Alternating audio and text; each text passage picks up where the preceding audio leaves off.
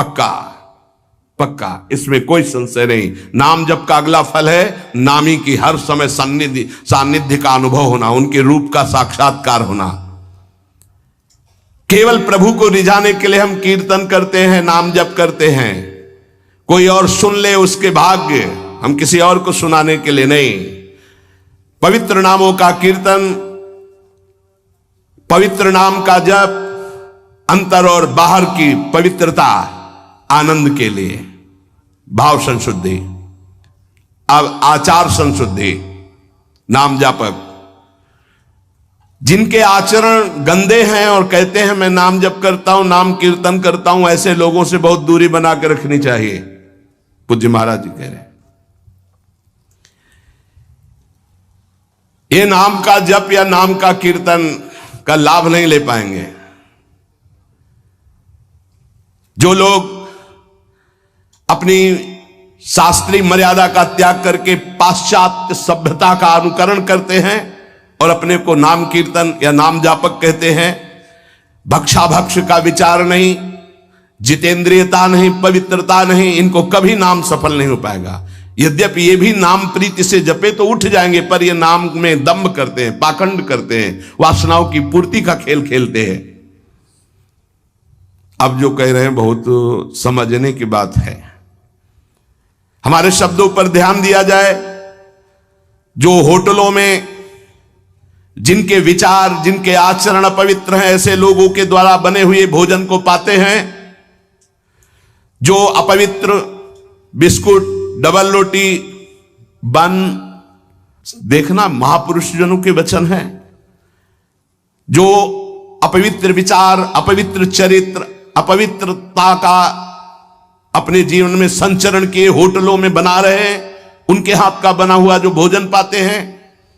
जो अपवित्र biscuit, double रोटी, बन, वो जो मोटा मोटा आता है, और नहीं आता है, वो इतना बड़ा मोटा आता है, उसमें लाल लाल ऐसे लगे होते हैं। बढ़िया तो सुधार सम रसयितुम जिह्वास्तु में विवला नहीं हो पाएगा, यहां मना कर रहे। बंद तो बंद हो गया, बंद हो गया। सत्संग जो है सुनोगे तो रोज चाटा लगेगा। और सच्ची कह रहे हैं, अगर इसके अनुसार चल लोगे तो भजन बढ़िया बनने लगा। सात्विक भाव से ही भजन होता है। कम से कम अपने घर में जो रोटी बनाई जा रही, रोटी बन रही, श्री जी को भोग लग रहा, सात्विक तो है। कब बना, कैसे लोगों के द्वारा बना, क्या विचारधारा से बना, कितने दिन से वो बना रखा है। अगर शाम की रोटी सुबह दी जाए ना तो अभी हो जाएगा कि हम नहीं खाएंगे, बासी है। और 10 दिन महीना भर का बनाओ, बन बंद क्या कहते हैं, नहीं 10-15 दिन की तो होती ही होंगी, 5-6 दिन 10 दिन की वो डबल रोटी होती। अब हमें तो ज्यादा कुछ पता नहीं, लेकिन होती होंगी क्योंकि दुकानों में बिकती हैं। अब ऐसा तो नहीं कि ताजी फैक्ट्री से निकल के तुम्हारे सामने आ गई थाल में, ऐसा तो नहीं। उनमें तुम बासी नहीं देखते हो, उनमें तारीख भले देखते होगे कि एक्सपायर हो गई कि नहीं है। पालो तो कैसा रहेगा, उसके साथ आप नाश्ता कर लो, एक रोटी बना लो। ये डबल रोटी की क्या जरूरत है, फिर डबल बुद्धि हो जाएगी, डबल रोटी में बुद्धि डबल हो जाएगी। बन बन नाम जप में बन नहीं लगेगा। हाँ, माला हाथ में बार बार ऐसे ऐसे करोगे, चर्बी बढ़ जाएगी। भजन के लिए भाई मना कर रहे स्वामी जी। होटलों का भोजन, बिस्कुट, डबल रोटी, बन, प्याज लहसुन से बना हुआ भोजन, फिर आगे तो बहुत ही निषिद्ध है जो अंडा मांस मदिरा आदि का सेवन करते हैं। ये जो लोग ऐसा भोजन करते हैं व्यर्थ में अपने को भजनानंदी और प्रभु प्रेमी बताते हैं। प्रभु प्रेमी कहकर अपने स्वधर्म का अपमान मत करो, अपने धर्म का तिरस्कार मत करो। ऐसा भोजन पाने वाला कभी भजनानंदी नहीं हो सकता। ये महापुरुषों के वचन है। कैसे चित्त शुद्ध हो सकता है? नियमाकुल जिसने स्नान नहीं किया है, जिसके वस्त्र पवित्र नहीं, उसके हाथ का बनाया हुआ भोजन पा रहे हो होटल में, तुम्हारा चित्त शुद्ध हो जाएगा। सात्विक आहार का सेवन करने वाला ही, सात्विक वृत्ति वाला ही आगे भजन में बढ़ता है। जो राजसिक तामसिक भाव वाले पुरुषों के द्वारा बना बनाया भोजन स्पर्श कर लिया जाए तो उसमें रजोगुण तमोगुण आ जाता है। फिर जिनको पवित्रता का ज्ञान नहीं, होटल में खड़े हैं, वो नहाए हैं कि नहीं नहाए, वस्त्र कैसे हैं, उनका विचार कैसा है, वो शौचालय जाके कितनी पवित्रता करते हैं, और दाल रोटी बना करके वो दे रहे हो, आप उसी कुर्सी में वही मांसाहारी पा गया है, वही तुम पा रहे हो, वही मांस बना है, वही तुम्हारा भोजन बना है, दाल रोटी फ्राई। अब उसके बाद जो तुम्हारे दिमाग की फ्राई होगी उसको कौन बचाएगा? रजोगुण तमोगुण जो तुम्हारे अंदर छाएगा। इसीलिए भजन की सिद्धि कहां जागृत हो रही? दंभ जरूर जागृत हो जाएगा, नाटक जरूर कर लोगे, लेकिन वास्तविक स्थिति थोड़ी आएगी। इसलिए हमारे संतों ने रोक दिया है।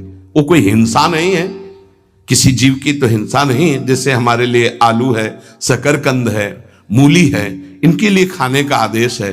कहीं कहीं गाजर निषेध, कहीं कहीं गाजर लेते भी हैं। अब ये जो प्याज लहसुन है केवल तमोगुण के कारण निषेध। तमोगुण आ जाने पर निद्रा आलस्य प्रमादोत्थम वो भजन में नहीं लग पाएगा। तो भजन विरोधी वृत्ति का हम त्याग करते, इसलिए हम उस तमोगुण भोजन का त्याग करते। उपासक को भोजन पर विशेष सावधानी। एक काहे को ये सब 20-30 मिनट का खेल है, भूख लगी है, और ये 2 अंगुल की जबान में केवल वो मिनट भर वो जो घुमाया, बस उसी का स्वाद है। गले के नीचे गया और फिर तुरंत उगल दे तो देखने लायक नहीं। बढ़िया जूस पियो, अंगूर अनार और मुसम्मी और सेव का, 2-4 घंटे में बदबूदार लघुशंका बना के फेंक दिया। ये मशीन ऐसी गंदी है, केवल भजन बन जाए इसलिए। ये जो चाट चटोरापन है ना, कैसे भजन होगा भाई बताओ? स्वाद तो तुम ले रहे हो गोलगप्पा का, पानी पूरी कहते हैं क्या उसमें? वो जब हाथ से घोर रहा था तो सैनिटाइजर लगा थोड़ी धोया था कि उसको पवित्र किया। क्या क्या कैसे कैसे वो पदार्थ बने, कैसे वो सामग्री बनी। तुम नाम जापक हो, भगवत प्राप्ति करना चाहते हो, दुकानों की बनी बनाई चीजें तुम खाकर भजन करना चाहते हो। चाहे कोई कितना परिपक्व अवस्था को प्राप्त हो, अशुद्ध भोजन होने पर भजन खींचना पड़ता है। आप पालो, बाल भोग आपका बढ़िया हो गया, बढ़िया रोटी बना लो, दाल बना लो, सब्जी बना लो, प्रभु को भोग लगाओ, तो उदर पोषण, सात्विक वृत्ति, भजनानंदी आपका स्वभाव बने। हम भजन करने वालों के लिए कह रहे कि प्रायः जितना सावधान रहोगे भोजन में उतना अच्छा रहेगा। भगवत भजन के लिए आपके शरीर और वस्त्र दोनों शुद्ध होने चाहिए। पवित्रता का निर्वाह करना ही होता है। आजकल तो बाथरूम के उतने वस्त्र धारण करो शौच में जितने, या तो एक ऊनी हो तो वो चल जाएगा, वो वहीं रखा रहता है, उसको धारण किया, शौच आदमी गए उसको उतार के रख दिया, पवित्र हुए, फिर वस्त्र धारण किए। अगर सूती वस्त्र आप पहन करके जाते हैं और वो कमर के निचले, तो वो धोना पड़ेगा आपको। जैसे बार बार जाना हो तो उनको ऊपर समेट लिया, क्लिप लगा ली। पवित्रता का व्यवहार करें। अगर आपका शरीर अपवित्र, आपके वस्त्र अपवित्र, आपका भोजन अपवित्र, तो परम पवित्र पुण्य श्लोक भगवान का नाम जप करो, भगवान का नाम कीर्तन कर पाओगे, तभी भाव नहीं आएगा। यह नहीं होना चाहिए कि अब जब मन आया तब सो गए, जब मन आया तब जग गए, जब मन आया तो आ गए, जब मन आया नहीं। ऐसा दिनचर्या नहीं होती साधु की, भगवत प्राप्ति वाले की। अपना कोई पराभव कर दे तो हमें कभी अपमानित नहीं होना है, दबना नहीं है। पराभव कर रहा है वो, हमें नीचा दिखाना चाहता है, हमारा दबना माना जाएगा यदि हम अपनी दिनचर्या और साधना छोड़कर उदास होकर बैठ गए। अब क्या होगा? 4 लोग निंदा करते हैं, 4 लोग खिलाफ, पूरा विश्व खिलाफ हो जाए। ऐ साधक तू केवल अकेला है, पूरा विश्व तेरे खिलाफ है। पूज्य पादुड़िया बाबा, फिर भी तुझे अपने कदम नहीं रोकने, ऐसे चलना। यह नहीं कि 4 के सहयोग से हम चल रहे हैं, नहीं। सिंहवती अकेले मार्ग है, हजारों के बीच में तो भी अकेले हो, अकेले हैं तो अकेले हैं ही। चल चला चल राह में अनुभूतियों का ले सहारा, कौन तेरा साथ देगा, व्यर्थ में किसको पुकारा। यहां जिसको साथी बनाओगे तुम्हारे चिंतन को चुराएगा, तुम्हें परास्त करेगा, तुम्हें उठाएगा नहीं, उठाएगा तो केवल हरि गुरु।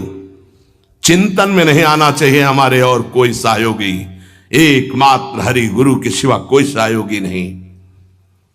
नाम जापक, सावधान, तुम्हारा तिरस्कार होगा। तुम्हें उस तिरस्कार से पराभूत नहीं होना, उदास नहीं होना, निराश नहीं होना।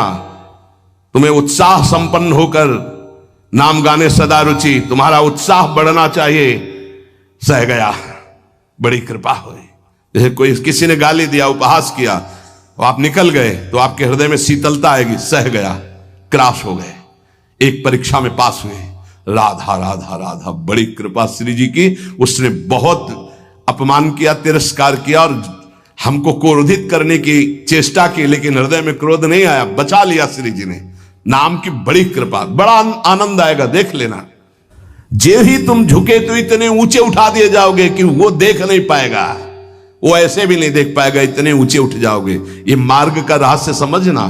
जो इस मार्ग में है कि झुक नहीं सकता तो टूटना पड़ेगा, ये माया रौंद देगी तुम्हें। तृणादपि सुनीचेन, झुकना पड़ेगा। झुको, झुकने से ही तुम निकल जाओगे और ऐसी ऊंचाई पर चढ़ जाओगे कि कोई तुम्हें झुका नहीं सकेगा। वो समय आएगा। अत्यंत दीन भाव से प्रत्येक प्रभु के विधान में प्रसन्न होते हुए नाम जप करो। नाम जापक को बहुत सहनशील होना पड़ेगा। अभी तो नाम महिमा सुनी, अब कैसे जपा जाता है उसको समझिए। जैसे वृक्ष जाड़ा, गर्मी, वर्षा सब द्वंद्वों को सहता है। कोई ईंट मारता है तो चाहे एक पत्ता ही दे, वो देगा, वो उसको कष्ट नहीं पहुंचाएगा। छाया, फल, पत्ता, कोई काट दे तो कोयला, लकड़ी देगा ही, वो कष्ट नहीं देगा। इसी प्रकार नाम जापक कोई विरोध करे, कोई तिरस्कार करे, कोई उपहास करे, कोई उपेक्षा करे, कोई अपमान करे, सहन करे, इतना ही नहीं, और मृदु भाषण और नमस्कार पूर्वक उसकी वंदना करे। यह है नाम जापक की सामर्थ्य। वो उपहास कर रहा है, राधा राधा राधा, वो कटु भाषण कर रहा है, वो मीठा बोल करके राधा राधा, वो अप्रसन्न करना चाहता है, वो प्रसन्न मुद्रा में, वो मर्म भेदी वचन बोल रहा है, वो क्षुब्ध ना होकर प्रसन्न होकर बोल रहा है। यही गोस्वामी जी कहते हैं, बूंद अघात सहाई गिरि कैसे, खल के बचन संत सहे जैसे। जैसे महान पर्वत पर बूंदे गिर रही, क्या फर्क पड़ता है? ऐसे ही अपमान, निंदा, नाना प्रकार के तिरस्कार, क्या फर्क पड़ता है उस संत हृदय में? बूंद आघात सहाई गिरि कैसे, खल के बचन संत सहे जैसे। अत्यंत विनम्र, सहनशील, मान की किंचन मात्र भी इच्छा और परवाह नहीं, सबको सम्मान देते हुए निरंतर प्रभु का प्रसाद उपासक को प्राप्त होता है, जो नाम जप, नाम कीर्तन करता है। ये हमें सामर्थ्य चाहिए, ये भाव संशुद्धि। अगर हम जिनका नाम जप रहे हैं वो आ जाएं और कह दें कि नाम जपना छोड़ दो, मैं आ गया, तो हम नाम जपना नहीं छोड़ेंगे, आप चले जाइए। आप जाएंगे कहां? पतंगो यथा त्वा मनुभ्राम्यमाणा, डोरी हाथ में है, पतंग प्रियालाल है, नाम है डोरी, राधा राधा राधा। जाओगे कहां? हमारे समीप रहोगे। पूज्य भाई जी महाराज, पूज्य गोस्वामी तुलसीदास जी महाराज, वो महान उपासक जो राम से भी बढ़कर के राम के नाम का आदर किए हुए हैं। प्रभु आए, नाम छूट गया तो नाम से बढ़कर नामी हो गया। प्रभु आए, नाम नहीं छूटा, तब नाम का आदर। यहां तो रुपया, पैसा, भोग सामग्री में नाम छूट जाता, प्रभु की बात क्या है? ध्यान दीजिए। भाव संशुद्धि। नाम जापक को, नाम कीर्तन करने वाले को पहले दृढ़ निश्चय करना है, किसी भी परिस्थिति में नाम का सौदा नहीं करेंगे, चाहे नामी ही क्यों ना आ जाए। नाम का फल है नाम में अखंड प्रीति हो जाना। श्री हरिवंश नाम का फल, हरिवंश नाम में रति। श्री हरिवंश नाम नित कहो, नाम प्रताप नाम फल लहो, नाम हमारी गति सदा। जैसे वह हरिवंश सुनाम पावे, तिन चरणन विश्राम। नाम रटन संतत करे। नाम नाम नाम हमारी गति, नाम हमारा साधन, नाम हमारा साध्य, भाव संशुद्धि। नाम जापक मान बड़ाई छूने न पावे, ईर्ष्या द्वेष परास्त न करने पावे, धन का लोभ भोग सामग्री का लोभ मन में ना आने पावे। बहुत ध्यान से सुनो, बहुत बड़े महापुरुष, चूंकि इनकी महिमा पहले से सुने, बहुत प्रभावित हृदय है। ये बहुत एकांत प्रिय महापुरुष थे। इन सबसे ज्यादा इनकी प्रसिद्धि थी दिनचर्या। ये अपनी दिनचर्या को श्री भगवान मानने वाले और महान पुरुष, महान बैरागी, प्रतिग्रह शून्य और वस्तु स्थिति के बोध प्राप्त किए हुए अवधूत महापुरुष श्री कृष्णानंद स्वामी जी महाराज। मान बड़ाई नाम जापक को छूने न पावे, ईर्ष्या द्वेष छूने न पावे, लोभ भोगों का संग्रह प्रतिग्रह छूने न पावे। ये मलिन भाव सदैव दूर रहे। ये नाम जापक कीर्तन करने वाले उपासक दंभ ना आने पावे, दिखावा ना आने पावे, बनावटीपन ना आने पावे। ध्यान दीजिए, स्वामी जी कह रहे हैं आजकल नाम जापक कीर्तनकार कीर्तन और नाम जप की ओट में बड़ा अनर्थ कर रहे हैं। बड़े महापुरुष हैं, ये अपनी वासनाओं की पूर्ति का खेल खेलने लगते हैं।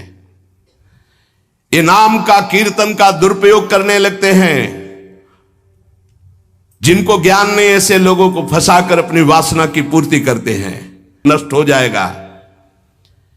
कीर्तनकार नाम जापक इस विरुद्ध आचरण को कभी छूने न दे अपने जीवन में। वृंदावन का अनन्य हो जाता है।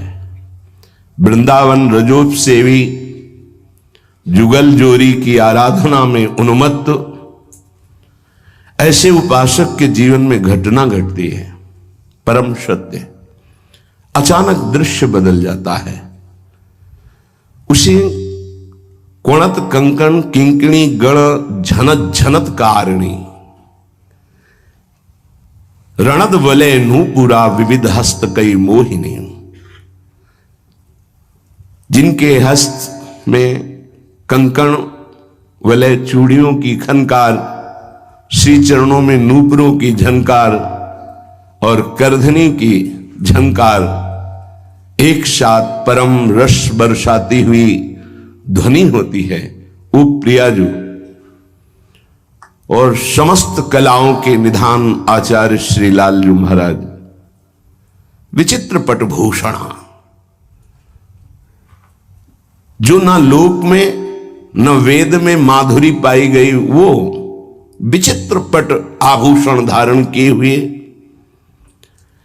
इनकी चाल ही ऐसी है मानो नृत्य कर रहे हो। युगल सरकार गजनायक प्रभु चाल गयंदनी गति वृषभानु किशोरी,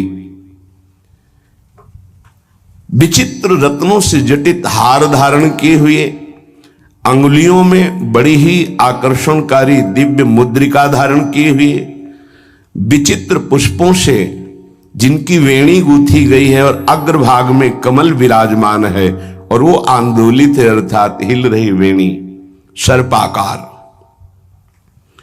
ऐसी मोहिनी प्रियाजू और विचित्र वेश धारण की मोर पुच्छधारी रास राशेश्वर प्रभु श्री बिहारी जू लालजू, ये युगल सरकार के पहले कंकण किंकिणी नूपुर ध्वनि उसके कान में पड़ती उपासक के। परम सत्य, अचानक अद्भुत सौरभ, शीतल मंद सुगंध वायु और दृश्य बदल गया। दिव्य वृंदावन और कुंज वीथी से गलवैयां दिए हुए युगल सरकार ऐसी दिव्य शोभा का विस्तार करते हुए पधार रहे हैं, ये उपासक देखता है। अति उदार विवि सुंदर सुरत सूर सुकुमार, अत्यंत उदार युगल सरकार कब किस पर बरस पड़े कुछ कहा नहीं जा सकता, पर जिसे रसिकों का संग मिला है और अहंकार रूपी छतुरी हट गई है वही भींजता है। परशत पुलिन शुलिन गिरा करशत चित सुर घोर हर्षत हित नित नवल रस बरसत जुगल किशोर। बरस रहे यही परम पावन पुलिन यमुना के समीपस्थ कुंज निकुंजों में यही अभी इसी क्षण विराजमान है। पर जैसे वर्षा हो और छाता लगाए हो तो भींजोगे नहीं, ऐसे यहां वर्षा हो रही बरसत जुगल किशोर, पर हम भींज नहीं रहे हैं, अहंकार की छतरी लगी हुई है। पूज्यपाद श्री उड़िया बाबा जी महाराज से स्वामी श्री अखंडानंद जी महाराज ने प्रश्न किया कि गुरुदेव भगवान के चरण सेवा की इतनी महानता क्यों वर्णन की गई है शास्त्रों में। किसी भी सिद्धांत में, चाहे ज्ञान मार्ग हो, योग मार्ग हो, भक्ति मार्ग हो, कर्म योग हो, गुरु बिनु भव निधि तरे न कोई। जहां देखो वहां गुरु चरणारविंद की सेवा की बात आती है। ऐसा क्यों कहा गया है? पूज्यपाद उड़िया बाबा जो सदगुरु की चरण वंदना और उनकी सेवा में रहते हैं, आज्ञा में रहते हैं, भगवत प्राप्ति के लिए उन्हें अन्य कोई साधन करना नहीं पड़ता। बड़ी कृपा गुरुदेव की हम पर। साधन का भी अहंकार जागृत होता है, भजनानंदी का भी अहंकार जागृत होता है। जब तक ये मैं के साथ कुछ जुड़ा रहेगा, कुछ भी प्रकृति का, कोई भी क्रिया, कोई भी पद, कोई भी उपाधि, तब तक भगवत प्राप्ति नहीं होती। भगवत प्राप्ति ये उपाधियां नष्ट हो जाने के बाद होती है, और समस्त उपाधि गुरुदेव भगवान की चरण सेवा में रहने वाले की स्वाभाविक नष्ट हो जाती है। जैसे प्रकाश में भ्रम नहीं होता है कि रस्सी है कि सांप, स्पष्ट प्रतीत होता है कि नहीं रस्सी है, ऐसे ही गुरुदेव की कृपा पात्र को कभी अनुभव ही नहीं होता कि मैं कुछ कर रहा हूं। उसको यह अनुभव होता है कि गुरुदेव की कृपा ही हमारी साधना है और हमारा साध्य है। ध्यान मूलम गुरु मूर्ति तो मोक्ष मूलम गुरु कृपा। आखिरी हमारा साधन भी गुरुदेव है, हमारा साध्य भी गुरुदेव है। गुरु उपासक के हृदय में अहंकार का सर्वतोभावे नाश होकर दैन्य आ जाता है, जो दैन्य बहुत ही प्रिय वस्तु है प्रभु की। यही दीन प्यारे वेद पुकारे द्रवहु सुश्री भगवाना। यही दरबार दीन को आदर रीत सदा चले आई। ये दैन्यता हमारी श्री जी का वाहन है। जैसे प्रभु श्री हरि का स्वतंत्र वाहन गरुण जी हैं, ब्रह्मा जी का हंस वाहन है, महादेव जी का नंदीश्वर वाहन है, कार्तिकेय जी का मयूर वाहन है। ऐसे आदि आदि हमारी महारानी जी का वाहन है दैन्य, अर्थात महारानी जो है हमारी प्रेम, दैन्य में ही प्रेम का प्रकाश होता है। इसीलिए यद्यपि सकल लोक चूड़ामणि दीन अपन पो माने, क्योंकि प्रीति की रीति रंगीलो ही जाने। अखिल ब्रह्मांडों के स्वामी होते हुए भी हमारी प्रिया जो के सामने जो दैन्य है प्रभु, क्योंकि ये प्रीति की रीति को जानते हैं कि अपने प्रेमास्पद के सामने कितना दैन्य होना चाहिए। हमारी प्रिया जी को दैन्य पसंद है, दैन्य ही वाहन है, दैन्य ही वो आसन है जिसमें प्रिया प्रेम प्रकाशित होता है।